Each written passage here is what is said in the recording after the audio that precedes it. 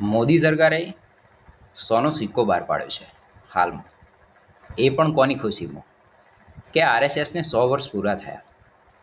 1925ની અંદર આરએસએસની સ્થાપના કરવામાં આવી અને 2025ની અંદર આરએસએસના 100 વર્ષ પૂરા થયા.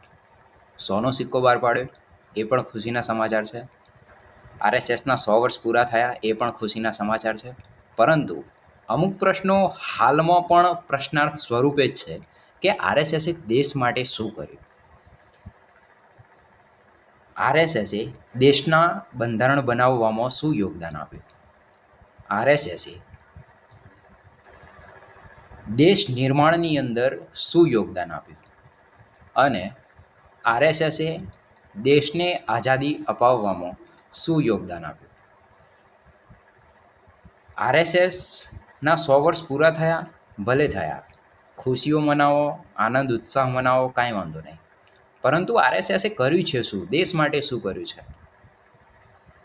આરએસએસ બહુ પ્રખર જ સંઘ હતો તો પછી સુભાષચંદ્ર બોઝ, ભગતસિંહ, સરદાર વલ્લભભાઈ પટેલ આ લોકો આરએસએસના વિરોધમાં કેમ હતા. જે કોઈ પણને જે કાંઈ પણ ખબર હોય એ કોમેન્ટ સ્વરૂપે જણાવો. આભાર.